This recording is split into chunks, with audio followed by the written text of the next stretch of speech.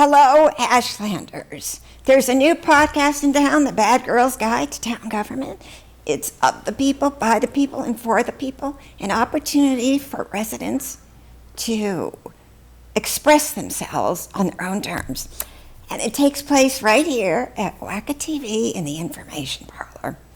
So, before we get into today's absolutely incredible topic, Kate, would you like to start with Upbeat Corner? Yeah, I'd love to. This is, last month there was a green up around Ashland, and other communities do a community cleanup. Mm-hmm. The Green Up Ashland was started by citizens, and they actually continue throughout the year. They ask people to adopt a street in their neighborhood or maybe a problem area, and I think it's a great community event that obviously the town is now involved. DPW comes around and picks up the trash, so I think it's perfect community event, and there's always a chance if people miss that cleanup day to work with them and get a little area that you and your family can go out and clean up.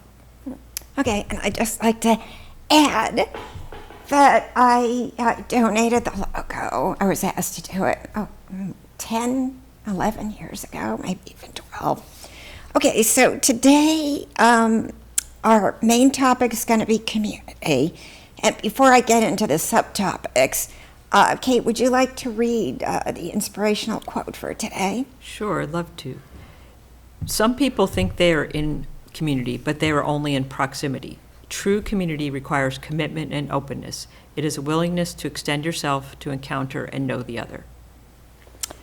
David Spangler. Okay, so today we're going to be talking about community, defining it, dismantling it, abusing it, and rebuilding it. And for our cultural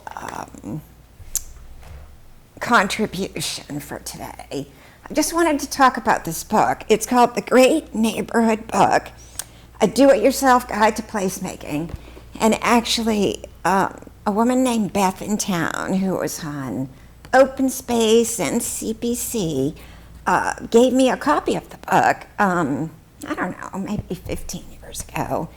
And it's somewhere in I must literally have 1,500 books. And so I had to actually go to the library and get my copy because I had misplaced it. But anyways, it's really a fantastic book about how it says the neighborhood is the basic unit of human civilization, which I think is really interesting. Unlike cities, counties, towns, etc., it's easily recognizable as a real place, and it's the spot on earth we call home. And this book just has all these fantastic ideas about how to form community, starting with your neighborhood. And one that's really interesting is front porches on purpose, so that people walk by, and then, like, the book is set up into all these different stories of what people did in their community. And the one that really struck me was the front porch, and then one guy even put a bench. And we actually had a bench in my neighborhood. It was on the corner, and my neighbor Carl used to sit on the bench. And he would meet everybody. He met me, he met my husband, he'd been in the Merchant Marines, he'd been all over the world. And I said to him, "Don't you want to travel anymore?" And he goes, "No, I just want to sit on this bench." And over time, the bench kind of got put behind a barrier, and it just kind of disintegrated from disuse. But I don't know. I think that's a perfect reminder that if people are feeling frustrated with anything, either about disillusion about either things in town or national politics, that those don't matter. It does matter about your neighborhood as a starting place, and then to get improvements, it may have to be active, but there's really easy things you can do. Yeah, that's what was so cool about this book and all the examples. They were very active. One was, if you want, say you have vacant storefronts, the people got together and they created posters of what they wanted to be there. And then they taped them, and believe it or not, those things came into those stores and those vacant storefronts. All right, so community, a group of people who share something in common. And what I think's interesting is I found this, the 5 C's of community building and engagement.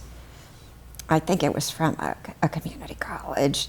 Did you want to look at some of these 5 C's and see if any of them? So the 5 C's, well, I think one that I would have to pick up on is one of the 5 C's, communication, ensuring open, transparent, consistent dialogue between leaders in the community. I will have to say, I do not think, I would say we probably score a D on that in Ashland. Oh my God, let's score them right now. I'm not sure if other people would agree, All but right. I would say D. For connection, did you say D? For Communication. Communication. Okay, D for communication. Connection, fostering meaningful relationships, strong sense of belonging among members. Well, I think our community has pockets of that, and like great, maybe the sports is a good example. Parents like really support them, kids, so there's great connection. We know that there's still, you've one of the people in town biggest advocate of loneliness epidemic. So I think we have a ways to go there. Collaboration, working together, pooling resources, partnering, and shared goals. That is very interesting because we know there's so many examples of the community leading things. Absolutely. But is that true collaboration? Because it's interesting how it comes around. I haven't felt like, well, I can give you, we don't want to go off on too many tangents, but the community garden, I didn't feel like that was a collaboration until the end. That had to be almost like storming the Bastille to get help. Oh my God, exactly. Because our town hall didn't up on the community garden.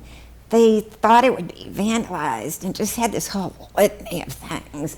I don't know what the real reason was, but that's what they said. So a couple of us, we had a group. I think that's where I first met you. We had a group in somebody's house, and it was people who were interested in the community garden. And we just had to just use our imaginations and innovation to get this thing, to even get a meeting at the select board. We had to first get a meeting. So there was ultimately a great deal of collaboration Yeah. in many of these efforts, but I feel like, so maybe we put that as a C minus because it's not active C minus. of that collaboration. There's no, I don't feel like there's active. I feel like it comes by a huge community push maybe, or along the way. The dog park's another example, but residents brought that for many, many years until, and so maybe if there was a streamlined collaboration process,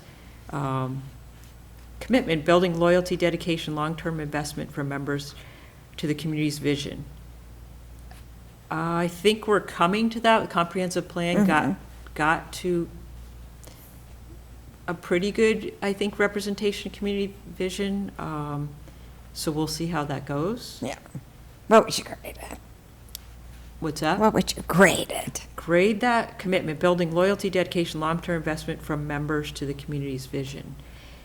From the community side, I would say we get probably B minus or A. Like the public, from the government. Not sure about that. What do you think? Okay. Building loyalty. I think I'd agree with you, a B minus or even a C plus.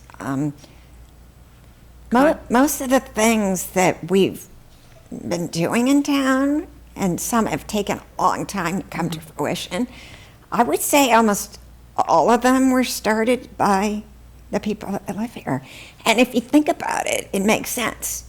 The people who live know here, their community, and then our government, in my mind, and not everyone may agree, I think they're here to support the people. That's the collaboration part that is not, It's needs to be improved. Contribution, encouraging active participation where every member feels like they add value and make a difference.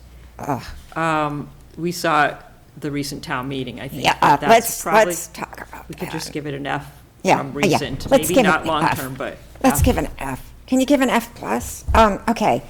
All right, so that is something we want to talk about. We had this very unfriendly, to be kind, a town meeting. Kate was there. She was sitting maybe on the right side. I was on the left side. And we were told right off the bat that nobody could speak about the override. But people had been told on the website that they could come down and speak about the override. And I noticed very early on that the selected people up front, I don't know what we should call those people, the the Insiders Club, I don't know what to call them. But they were all speaking about the override. So I'm sitting in my seat, and I'm like, this is crazy. They're speaking about it, but we, the people, the legislators, cannot speak about it. So I attempted to get up and say point of order, but I was told to sit down, that we couldn't even do a point of order. So then someone else got up later, and they said that they felt, I believe, that it had been deceptive advertising. And then later I was able to, because I just went down to the mic and I just said, this is a double standard. So how do we expect to have community in a town when the people are hamstrung at their own town meeting from speaking? That is, to me, unfathomable in democracy, that really is one of the ways, legislative body of the town, and how that came about. And I believe there was some discussion, select board not happy with advice from legal counsel about this, but that doesn't solve the issue, because who asked for the legal advice? Like, who set up a town meeting that would shut down discussion of the most probably important topic, because it's largely about the budget at town meeting? Yeah, and I find it very strange because no one but like 2 or 3 of us got up, and certainly nobody from the front got up. And I mean, I don't know why they're there. Are they there because they're leading us in some way? Because I didn't see any leadership, because a real leader would have stood up and said, wait a minute, these people need to speak. Because we were supposed to have 2 public forums, we only had 1. We couldn't speak there. So, for the entire override, there was only one side was allowed to speak, and then the other side wasn't allowed to speak. And that is anti-community. Is that the right word? Is there such I would say so, but to be fair to the moderator, if it's not a warrant, I think on that particular issue, I think he certainly could have taken liberties and allowed, but I think he was also following protocol. So it happened, some orchestration to diminish community happened before it got to town meeting. Yeah, I mean, let's face it, there's a lot of players up there, and they could have absolutely said, wait a minute, didn't anyone say, why is this happening? Oh, did you want to talk about, you posted something really interesting about the Monson town moderator. Well, I mean, this just shows a stark difference, right? Yeah. Sometimes we all get frustrated about local government, state government, federal government, and we say, well, all government's the same. And then I don't really, I hope that's not true. And a Facebook post for the town, it's a new town moderator, new-ish, who's puts super, super informative post on social media. I'm not sure how else he communicates to try to get people really engaged and understanding. And one of, he simply started saying the discussion is the process. One of the most common misperceptions about town meetings is simply a place to cast votes. In reality, town meetings are a deliberative assembly. That means voters don't just vote. They discuss, question, debate, and consider information before reaching a decision. And he goes on, it's not, and I think that's super important, and I don't want to, well, actually, it does tie in our theme of community. We have, we have this absolutely. Citizens Academy, Right. right? But are we teaching citizens how to be good citizens at that academy? And are we, I mean, I would love to invite the Munson Town moderator to have a forum. In fact, if it works out, we could, I'm sure it might be remote if he's. Oh, that would be but terrific. But in no way should our Citizens Academy be absent of these kinds of things, in my opinion. I mean, I haven't taken the Citizens Academy. I can only cobble together what I've seen posted, and it seems to be, this is this department, they do that, this is this department, they do that. Oh, it's harder than it looks, that kind of stuff. Which is super helpful to new residents, because I did meet someone who took it, and they did appreciate the information. So maybe it needs to be a real Citizens Academy, meaning by the citizens to discuss democracy, but I would hope that leadership would also want people to be educated and engaged. Well, I actually think we should actually have a citizen Exactly. academy. I guess it would be a CCA, because I think that's really important that people, again, we've got this one-sided mentality in this town where, and I'm sure we'll be talking about this again, but it's like, we are the ultimate truth. Don't listen to anything but the government, and anyone else who says anything, they're either making stuff up or you shouldn't be listening to them. And I'm like, why would anyone say that? It's And I think that is the gist of this as well. I think that hurts community, right? We should value discussion. We should value even disagreement, Yeah. because at a real community, you look at where the disagreement comes from and you try to figure it out. Right. It's not, I have all the answers because I've studied it. You need to hear from the people that might not agree and then figure it out. You're working with partial information if you never hear from other people. Yeah, and the whole point of a community is different ideas create better ideas. If you just have one source of ideas, you're missing out on everybody else. It just doesn't make sense. So, all right, so we've talked about that. Oh, and then I just briefly want to talk about the override turnout, because that was, I think, semi-pitiful as well. It was 22%, 2,881 voters out of, oh no, that was 22%. And in 2016, when we had our last override, it was 37%.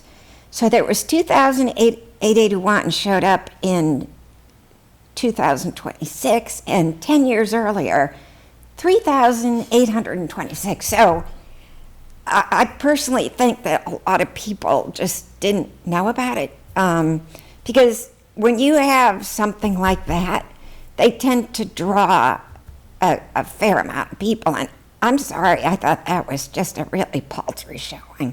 Well, I don't mean to harp on it, but it again fits with community, right? A good community, we strive for 100% voter turnout and everybody registered. And in America, other countries, sometimes they make you vote, right? You're forced to. We don't do that in America, but it seems better than some of the local elections without override. Maybe they're 10, 11, 12, 22 is better, but something is, I think I agree, pitiful about our community about that. And I think it's everyone's responsibility, but it certainly has to start with town government, who is, they were sponsoring particularly the override. I would like to see a level of effort on turnout, regardless of how you're voting, instead of pushing a particular point of view. Yeah, because I would hope, that you would want people to come down. We had limited ability for anyone to speak, and also too, when you have more forums, more people know about it. I know I spoke to people who didn't even know this vote happened. So I think that's, what do we give that as a vote? An F. Yeah. An F. So I think that needs to be worked on. Okay, so we're going to look at rebuilding community. And we have this. So this your graphic Graphic. that does go right along with the book theme as well, that a community does have to be built and fed, right? And I will say our recent efforts have really pushed that down quite a bit, right? I think I don't know if too many people would disagree. In fact, even people who had a specific desire for an outcome have spoken about that. 40% of the people didn't want the way that is, and now we should address that. We should address trying to be a real community. Like, what were the concerns? How can we deal with that? And I think there is a chance for that to happen, but it has to. The root of that was leadership, so the root of fixing it is leadership. Though I would argue we are all responsible, right? And starting in your neighborhood, right? There are. Yeah. So how to feed the community. Yeah, I found this graphic called How to Feed the Community, and it's innovate and expand. It's kind of circular. Educate. And a lot of times when we hear the word educate, it kind of bugs me because it's, again, one-sided. Well, you need to be educated about X, Y, and Z. But then other people who are also part of the community, they can't give you A, B, and C, or E, F, or G. It can only be X, Y, and Z. Because if we're not saying it, then it's wrong. And honestly, if you want a community, you gotta get away from that. Yeah. That kind of thinking. Educate, re-resonate, remind. I don't think people were reminded about this vote unless they were on a certain list. And it's like, you want to notify everybody. I'm really concerned that there wasn't an effort to notify everybody. Follow, be there, share good stuff, contribute. I think the people have a reasonably good track record contributing. You could briefly talk about the parade that you had an idea for a parade. Well, it was someone's idea that I helped implement, and Okay. it was really fun. And I think so. I think that is contribute to your part, right? Is we all have to. I would love to see a smoother process to work with the government when there's people have ideas. Like the dog park took a very long time, right? A private Yeah. citizens group, and then working with the government. But I don't think when they started there was a very clear, hey, if you can bring it to this point, we will assist. And knowing those things up front would be super helpful. So I do think it's up to everyone, but I absolutely think the government. I mean, maybe that's what we say, government follows people, because often it does on a lot of initiatives. And I think Louis Sullivan said form follows function. Yeah. But it should be government follows residents. Yeah. Or citizens. And the next one is connect, build relationships, create common bonds, connect people. And I want to talk about, briefly, there was this graphic that appeared on the website. I think it was part of this fiscal stewardship report that apparently had not, it didn't have accurate information in it. I don't know why you would put anything up there that didn't. But the one that I think is very detrimental to community forming was the one on tax bill versus peer average. What I find so strange is that this line in the graphic, and I don't know who did it, is comparing Ashland to 17 other communities. Again, I don't think they should be using that word until we're actually a me. But we're not peers. We are not financial peers. We all have different incomes. So this to me was, to me this was antagonistic. To tell people that because you're paying less than, I don't know, Wayland, you're saving $2,742 on average.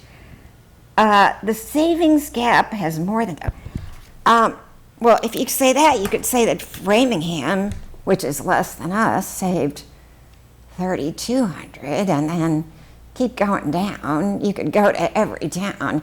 I mean, this is the kind of stuff that I don't know why it would be on a town website that actually wanted to connect with people and have people connect with each other. What do you think about that? I agree. Most of the comparison stuff, it's like we have my town, my financial situation, our tax bills. I don't see how those kind of comparisons really make any sense. And then we could have a whole podcast about maybe some of the logic behind that. Maybe we will. Yes, I definitely, when we talk about finances, yeah, we can talk about more of that. So I just wanted to bring that up because it was very troubling. And then the last one on this list is support. Help someone make progress and move forward. I do think, I think the times that I've tried to done things like when we decided we wanted to save the town hall. Our town hall was going to be demolished in 2002. They had the demolition permit, and my husband, who's an architect, came home and told me, and I was like horrified. So he took me down there and showed me what a cool building it was. And, two of us wrote letters to the editor simultaneously. We formed a group. And then people read our letters and they called us. And, pretty soon we had a huge group, a lot of momentum, and it was changed. And I felt like that was definitely a very supportive group. People just wanted to help. Well, so I think the rebuilding community, I think there's so many great things that happen in town, right? All the sports, the Little League, and all the energy behind that. We talked about Green Up Ashland. There's so many, but the government, I think, has to do their part, right? And some of that. I also like that you talked about like the third space. So why don't we talk about it? This book talks about the third space. Like it's, let me see.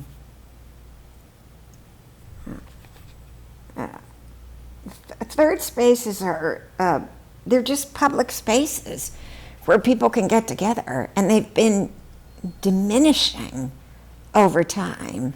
A bench is a public space, and can I bring up the thing about a bench? You remember that project on 126 with the pocket park? Right. That would have been perfect. I don't think we ever got the pocket park. Well, it wouldn't have been perfect. It would have been better. Yeah. Like just having benches is certainly helpful to community building, right? Yeah. And, particularly you find like older people, if they know there's a bench, or they can walk somewhere and take a rest, and just introducing people. So you do have to be intentional, and the times we tried to be intentional on that one actually failed. We do have some other great third spaces you had mentioned, like Dulce de Leche, not only as a place, but very welcoming. There's a meeting room that several groups have met there. They've had fundraisers there. And then recently, it's been going for a while now, a open mic. So that is a perfect example of how a business is supportive as well of that community building. Yeah, and I have a friend in Westboro, and there's this group, the Turquoise Table group, where it's a part of the Front Yard People movement, where you get a table, you paint it turquoise, and you just invite people to stop by and have conversations. Like, I remember maybe in 2006, maybe 5, 7, I don't know. I think some women that were here at the time wanted to start a conversation cafe. And I actually think people really like to have conversations. Oops, that can be very loud.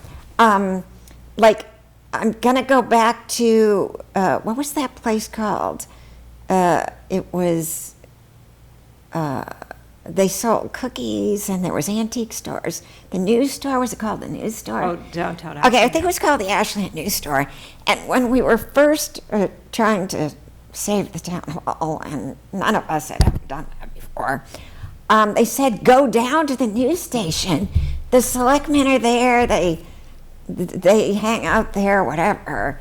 So I did, and I went down there, and there were all these people down there. And it's a shame that that kind of disappeared, because I don't think anything has really replaced it where you can find it. And they had a bulletin board. Cool. Yeah, so we have come to the end of this. Conversation 9. Yeah, Conversation 9.